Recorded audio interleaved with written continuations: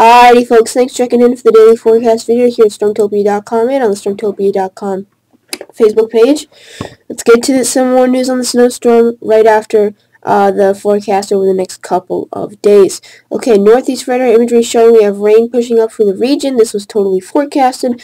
Let's take a look at today's forecast. We're seeing, again, that rain over a huge portion of the northeast, highs in the 60s. Pollen starting to really get cut down, alright? And it's going to be even cooler than yesterday. And tomorrow is going to be a bit warmer. The rain's going to clear pretty quickly by the late morning hours. It depends where you are.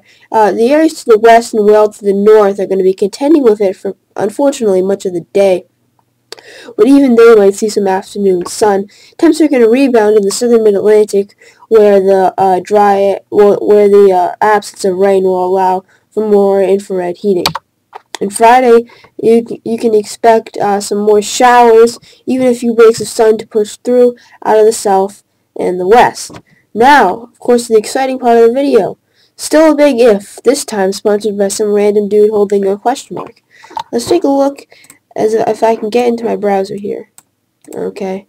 And we can take a look at some of the new models and what they want to do.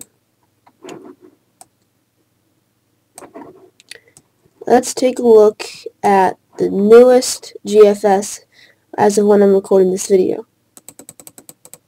So here we are on Friday. You can see we got the rain pushing through, not so nice of a day. A little bit of a cold shot. Here's something interesting the GFS is doing. Even before the storm comes, a clipper preceding the storm brings maybe a quick coating to 3 inches back in here. So that might be something to watch if you live in that region. And let's keep going. Here's a storm developing. It's already strengthening pretty quick at 144 hours. We've got the low in the heartland at this point. We've already got snow it's already interacting with a big base of cold air. So what it does is it brings a pretty substantial snowstorm back in this area. I don't know how much that would be. It depends on ratios, which we can't determine this far out, but it would probably be a pretty wet snow. You go out east, and then the GFS is probably overdoing this, but it is getting some moisture out of the Atlantic, and it's rain changing to snow back in here. But there's significant snow totals are possible because there's a ton of rain and a ton of snow on the backside because the storm is so intense. This would be similar in terms of an analog that you might want to look at to the January I believe 27th storm.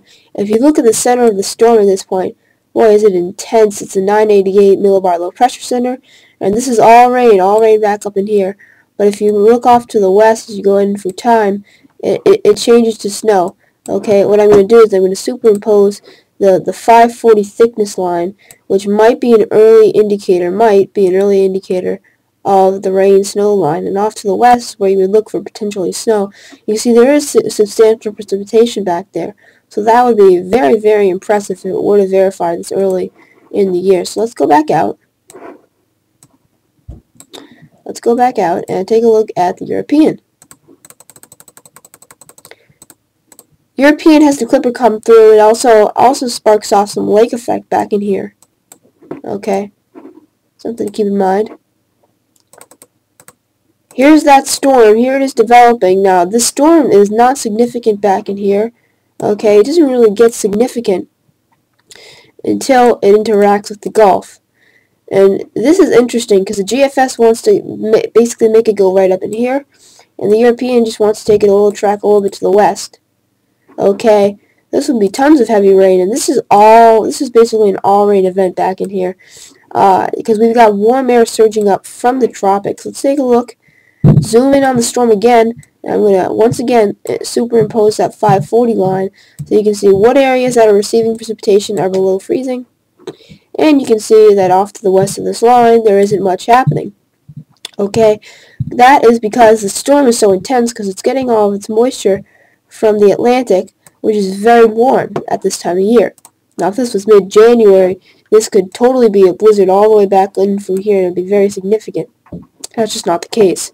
What it does do, however, is it takes some moisture, wraps it around even on the back side, and I don't know, maybe a coating to 3 inches back in here. Now that's really not so significant compared to what the GFS wants to do around this time frame, which is very heavy rain changing to snow. Let's take a look at the Canadian.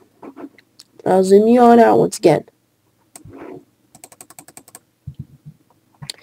Here we have the storm, I guess, developing here. This is actually probably the Clipper. Okay, here's the Clipper. It moves out, and it doesn't go out to the time frame we want to see, so we don't really know what the Canadian wants to do with it yet.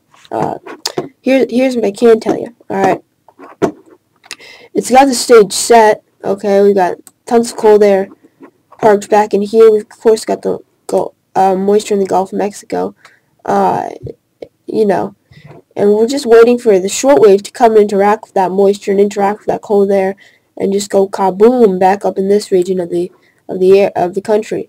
So we're gonna have to see how that develops, but looking like less likely for a major northeast snowstorm, looking more likely for a significant weather maker, rain or snow for somebody. That's it for now. Thank you for watching.